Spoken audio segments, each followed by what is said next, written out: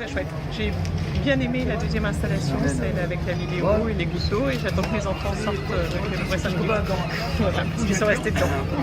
Bah, franchement super, l'artiste c'est incroyable, une expérience très... je ne sais même pas comment dire, il y a vraiment une approche entre la matière et entre la lumière et l'eau qui est très intéressante.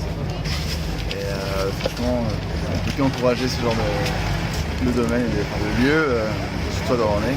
Même Yann Kersalé, c'est intéressant, je connais bien son travail, il a une approche de la lumière et entre l'eau et la lumière, c'est très intéressant. Okay.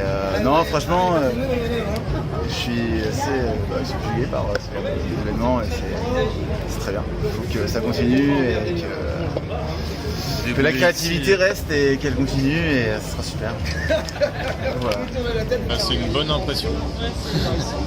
C'est une bonne impression. Le documentaire était hyper intéressant et les œuvres exposées dans les salles noires.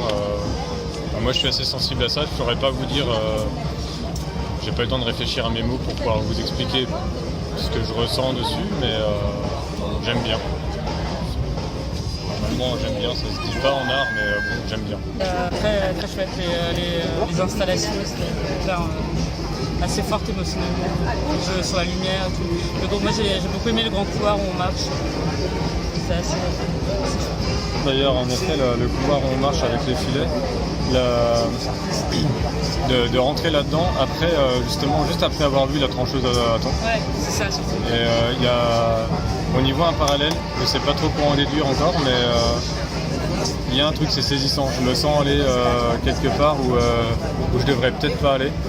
C'est assez intéressant parce que du coup on se demande au final en arrivant au Faux-de-Long, on sait pas si finalement on va couler dans l'œuvre ou pas.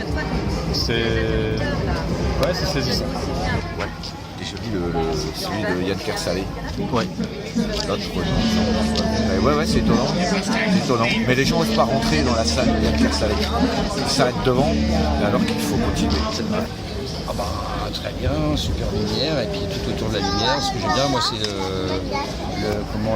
la salle, le Johanny, c'est ça, Johanny Le Mercier.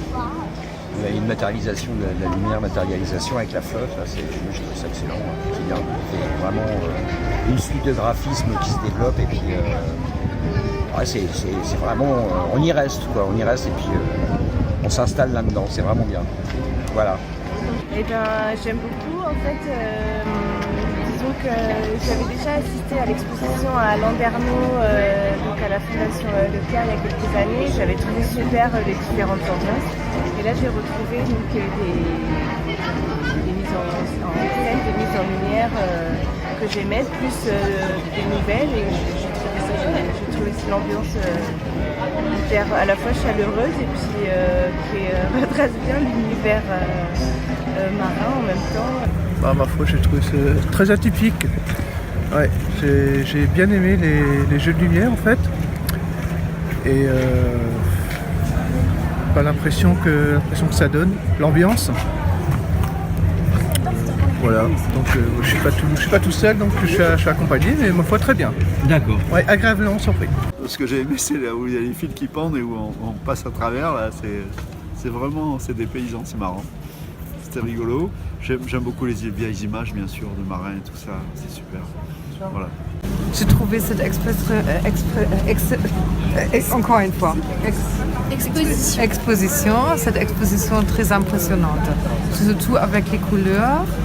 Et j'avais même l'impression d'être moi-même une poisson, d'être dans des trucs, peut-être dans les algues, quelque chose comme ça. Alors on est comme dans un mystère.